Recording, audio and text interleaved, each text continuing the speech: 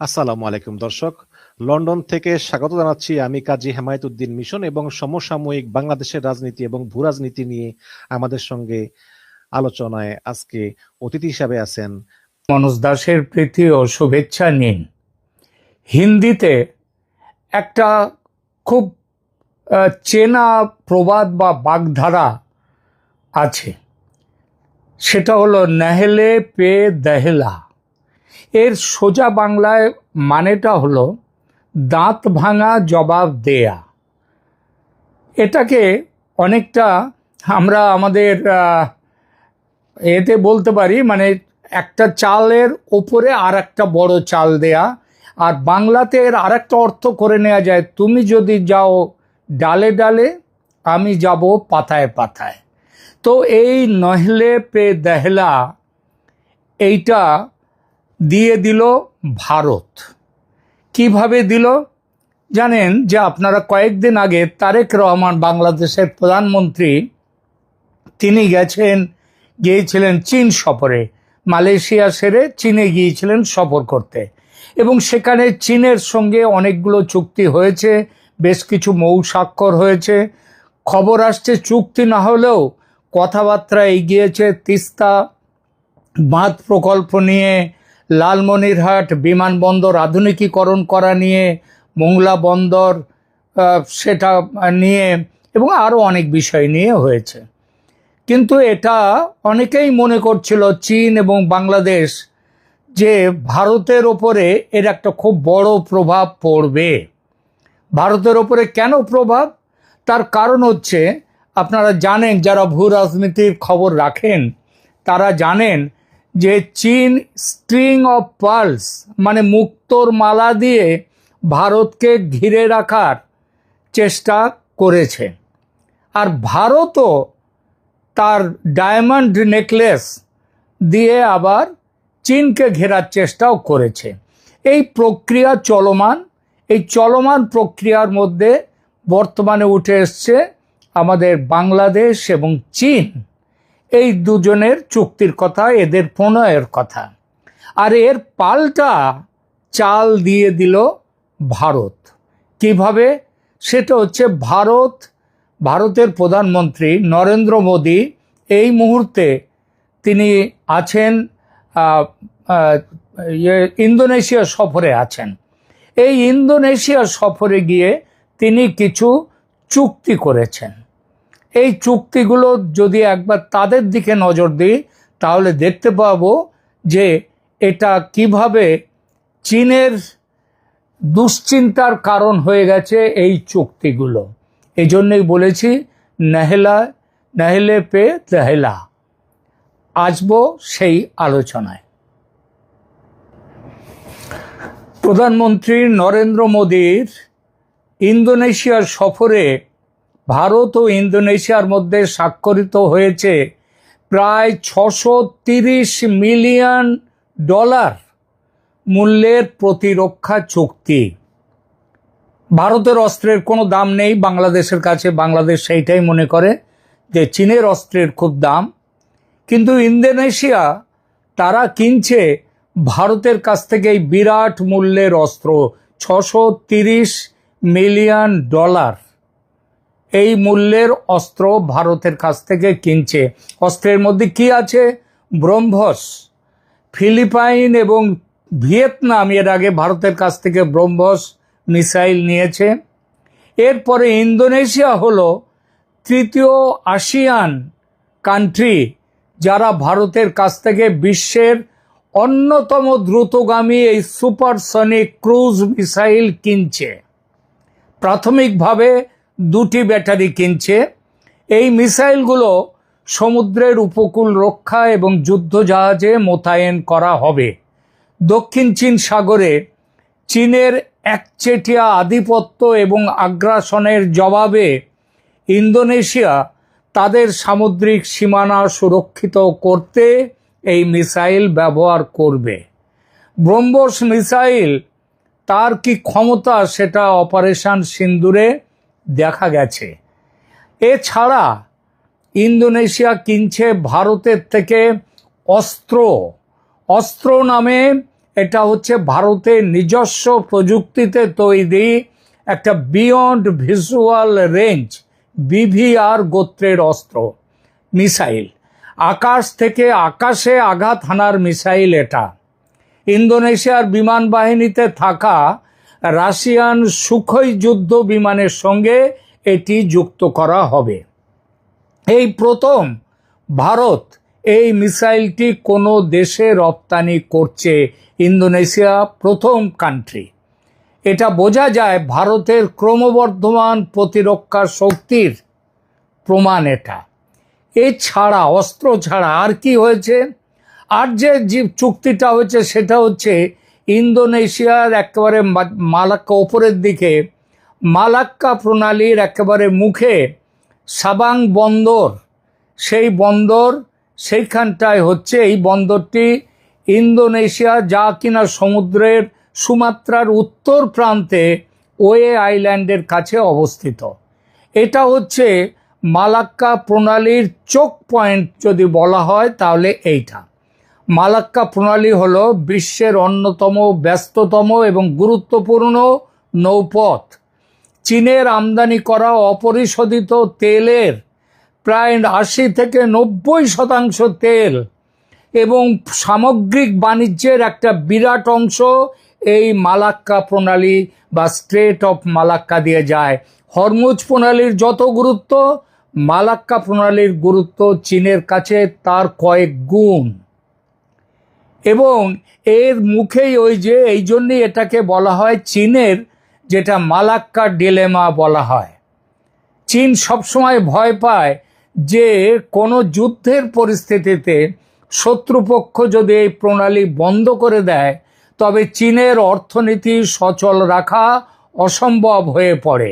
ভারতকে ঘিরতে চীন ব্যবস্থা করছে তো, কিন্তু চীনকে ঘিরতে ভারতও যে ব্যবস্থা করছে এটা তার উন্নয়ন।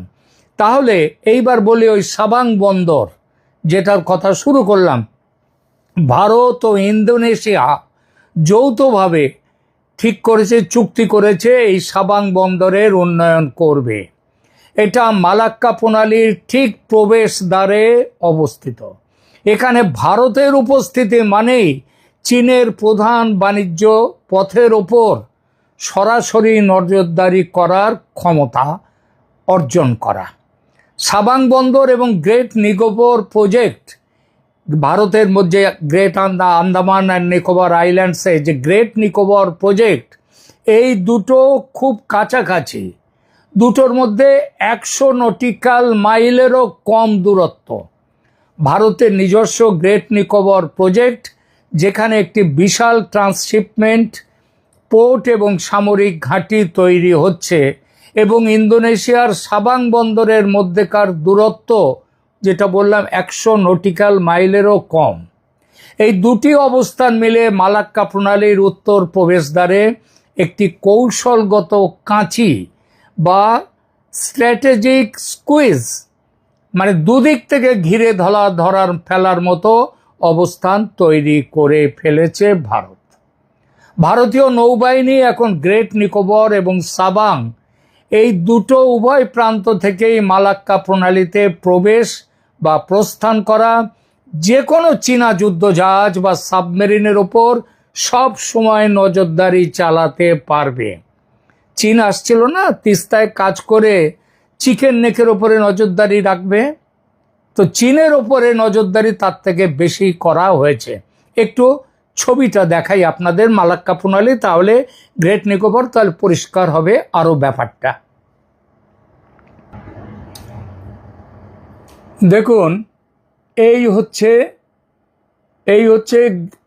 গ্রেট নিকোবর, এখানে এই যে এখানটায় গ্রেট নিকোবর এখানে, আর মালাক্কা প্রণালী হচ্ছে এই যে গ্রেট নিকোবর, এখান থেকে এই এখানে নিচে নেমে আসছে, এই যে এখানটায় দেখছেন গ্রেট নিকোবর এইখানটাতে। এইবার এই যে হচ্ছে গ্রেট নিকোবর, এইবার এখান থেকে খুব কাছেই হচ্ছে বান্দা, এবং এখানে এইটা হচ্ছে মালাক্কা প্রণালী। এই যে মালাক্কা স্ট্রেট, মালাক্কা প্রণালী। দেখুন এখানকার ম্যাপটা, তো এই ম্যাপটা এইখানটাতে যেভাবে তৈরি হয়েছে, যেভাবে রাখা আছে, তাতে চীনের দুশ্চিন্তার খুব কারণ হয়ে গেল। তার মানে ব্যাপারটা কি দাঁড়ালো? ভারতীয় নৌবাহিনী এখন গ্রেট নিকোবর এবং ইন্দোনেশিয়ার সাবাং এই ওপর নিচে দু জায়গা থেকে মালাক্কা প্রণালীতে প্রবেশ বা প্রস্থান করা চীনের যুদ্ধজাহাজ বা সাবমেরিনের ওপর সব সময় নজরদারি চালাতে পারবে। চীনের দুশ্চিন্তার আসল কারণটা কি? চীন এতদিন ভারতকে হিন্দ মহাসাগর, ইন্ডিয়ান ওশানের শক্তি হিসেবে দেখত এবং নিজেরা দক্ষিণ চীন সাগর ও প্রশান্ত মহাসাগর, প্যাসিফিকে আধিপত্য বিস্তার করছিল।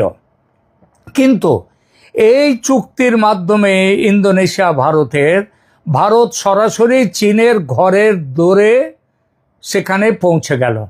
নিজের কৌশলগত অবস্থান মজবুত করল ভারত।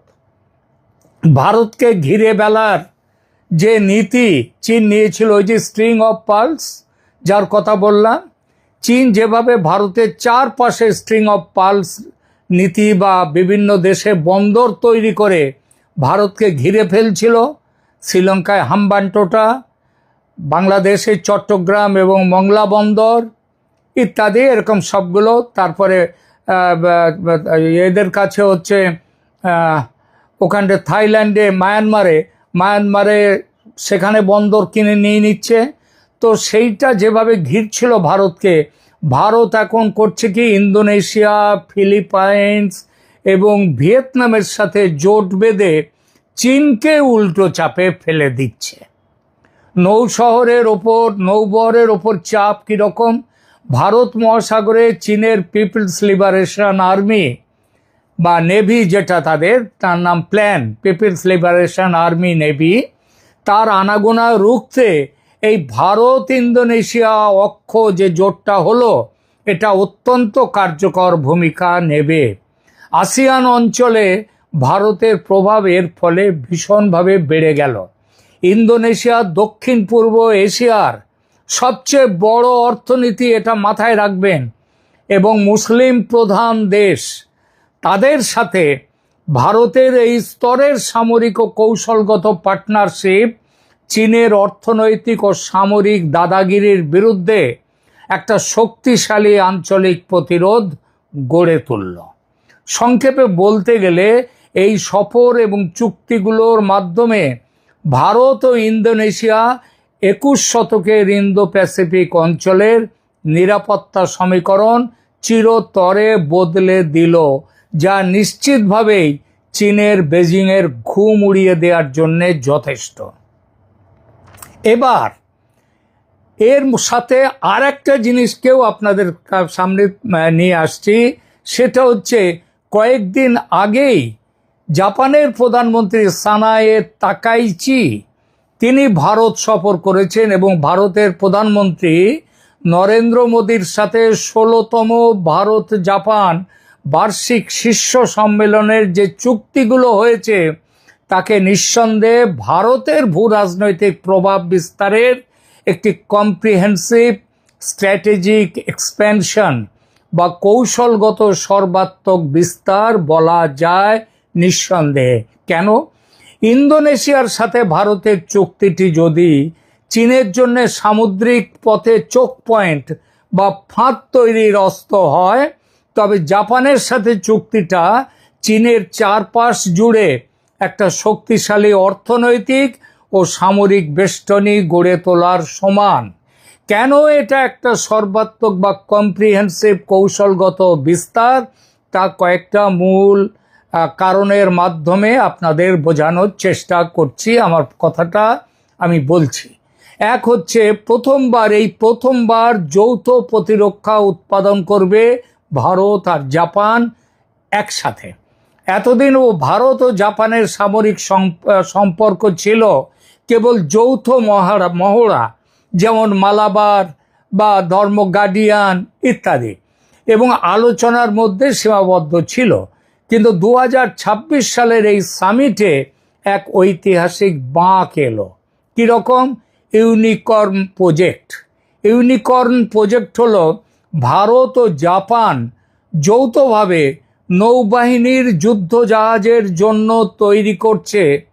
খেয়াল করবেন, আবার নৌবাহিনীর যুদ্ধজাহাজের জন্য তৈরি করছে অত্যন্ত আধুনিক রেডিও অ্যান্টেনা ইউনিকর্ন, যার পুরো কথাটা হলো ইউনিফাইড কমপ্লেক্স রেডিও অ্যান্টেনা। এটা যুদ্ধজাহাজকে গোপন করে নিয়ে যাবে, যাতে স্টেলথ হবে, মানে শত্রুর র্যাডারে ধরা পড়বে না, মানে ধরা না পড়ার ক্ষমতা বহুগুণ বাড়িয়ে দেয় এই স্টেলথ লাগালে অ্যান্টেনা। প্রতিরক্ষা প্রযুক্তির হস্তান্তর। জাপান নিজের দীর্ঘদিনের শান্তিবাদী বা প্যাসিফিস্ট নীতি, যেটা দ্বিতীয় বিশ্বযুদ্ধে পরাজয়ের পর তাদের গ্রহণ করতে বাধ্য হয়েছিল, সেই নীতি শিথিল করে ভারতের সাথে যৌথ প্রতিরক্ষার এই চুক্তিটি করছে। এটি মেক ইন ইন্ডিয়া ফ্রেমওয়ার্কের আওতায় ভারত ও জাপান ডিফেন্স কোম্পানিগুলোর মধ্যে প্রথম কোনো বড় যৌথ উদ্যোগ। এছাড়া মেরিটাইম ডোমেন অ্যাওয়ারনেস এমডিএ এবং স্যাটেলাইট নজরদারি ভারত জাপান একসাথে মিলে করবে। ভারত মহাসাগর থেকে শুরু করে দক্ষিণ চীন সাগর এবং প্রশান্ত মহাসাগর, এই বিস্তীর্ণ জলরাশিতে চীনের সাবমেরিন এবং গুপ্তচর জাহাজ বা স্পাইশিপ তাদের গতিবিধি ট্র্যাক করার জন্যে ভারত এবং জাপান এই প্রথম হাত মেলালো। জাপানের উন্নত স্যাটেলাইট প্রযুক্তির সাথে ভারতের সামুদ্রিক নজরদারির নেটওয়ার্ক যুক্ত করে তৈরি হচ্ছে একটি অভেদ্য নজরদারি বলয়। তৃতীয়ত, ইকোনমিক সিকিউরিটি এবং সাপ্লাই চেইন দুদেশের মধ্যে পুনর্গঠন করা হলো। কেবল সামরিক দিক দিয়ে চীনকে রোখা সম্ভব নয়, এটা ভারত ও জাপান দুজনেই ভালো করে বোঝে। তাই এবার এই দুই দেশ joint declaration on economic security বা অর্থনৈতিক নিরাপত্তার যৌথ ঘোষণা জারি করেছে। এর উদ্দেশ্য কি? এর উদ্দেশ্য হলো সেমিকন্ডাক্টর, কোয়ান্টাম প্রযুক্তি, কৃত্রিম বুদ্ধিমত্তা বা আর্টিফিশিয়াল ইন্টেলিজেন্স এবং গুরুত্বপূর্ণ খনিজ পদার্থ ক্রিটিক্যাল মিনারেলস এর ক্ষেত্রে চীনের ওপর সারা বিশ্ব যেভাবে নির্ভরশীল সেটাকে কমিয়ে দেয়া। জাপান আগামী এক দশকে ভারতে 10 ট্রিলিয়ন ইয়েন, বিশাল অঙ্কের প্রাইভেট ইনভেস্টমেন্ট, সেই বিনিয়োগের লক্ষ্যমাত্রা নিয়েছে ভারতে, যেটা নিঃসন্দেহে বলা যায় বাংলাদেশের ওপর থেকে। বাংলাদেশে কিন্তু জাপানের কাছ থেকে সব থেকে বেশি ঋণ নিয়েছে বাংলাদেশ, আর সেখানটায় নিশ্চিতভাবেই বাংলাদেশের ওপর থেকে তুলে নিয়ে এসে ভারতের ওপরে এখন নজর দেবে জাপান, যা ভারতের উৎপাদন শিল্প বা ম্যানুফ্যাকচারিংকে চীনের বিকল্প হিসেবে দাঁড় করাতে সাহায্য করবে। এছাড়া মিনি ল্যাটারালস বা বহুপাক্ষিক কৌশলের জন্ম হয়েছে ভারত জাপান চুক্তির মাধ্যমে। এই চুক্তিতে ভারত ও জাপান যৌথভাবে ফিলিপাইনের সাথে একটি 1.5 ট্র্যাক পলিসি ডায়ালগ শুরু করার সিদ্ধান্ত নিয়েছে। ফিলিপাইন্স এমন একটি দেশ যার সাথে দক্ষিণ চীন সাগরে চীনের প্রতিনিয়ত বিরোধ চলে। ভারত এখন ইন্দোনেশিয়া, জাপান এবং ফিলিপাইনের মতো দেশগুলোকে এক সুতোয় বাঁধছে। এই যে একে কেন কম্প্রিহেন্সিভ বা সর্বাত্মক বিস্তার বলা হচ্ছে বুঝলেন? কারণ ভারত এখন চীনের বিরুদ্ধে কোনো একা ফ্রন্টে খেলছে না।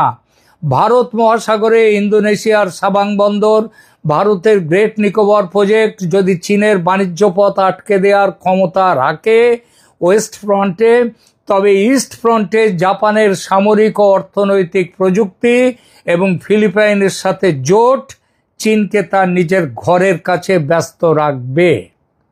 সামরিক শক্তি, অর্থনৈতিক বিকল্প তৈরি, প্রযুক্তির অংশীদারিত্ব এবং আসিয়ান অঞ্চলে জোট গঠন, সব মিলিয়ে ভারত জাপানের এই সাম্প্রতিক রসায়ন, এর সঙ্গে ভারত ইন্দোনেশিয়ার একসাথে চুক্তি এই ভারতের ভূ রাজনৈতিক প্রভাব বিস্তারের চাকাটিকে বহু বহু গুণ শক্তিশালী করে দিল।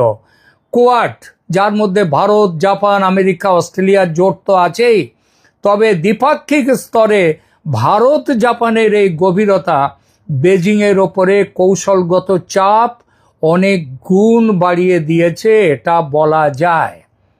যারা বলেন যে নরেন্দ্র মোদী কেন এত বিদেশ সফর করেন, তাহলে বুঝলেন যে কিভাবে কেন বিদেশ সফর করছেন। আজকে ভারত সারা বিশ্বের দেশগুলোর কাছে ভারতের যে অ্যাকসেপ্টেবিলিটি এবং ভারতের সাথে মিলে কাজ করার যে প্রবণতা, সেটা নরেন্দ্র মোদীর বিদেশ সফরের একটা বড় প্রাপ্তি।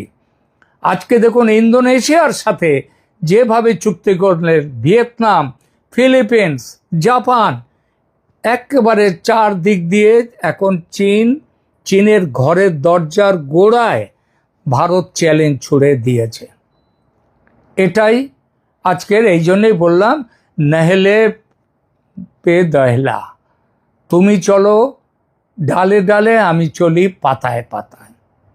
যারা খুব আনন্দ পাচ্ছিলেন বাংলাদেশ এবং চীনের নৈকট্য সম্পর্কের নৈকট্যে, তাদেরও ঘুম এখন উড়বে।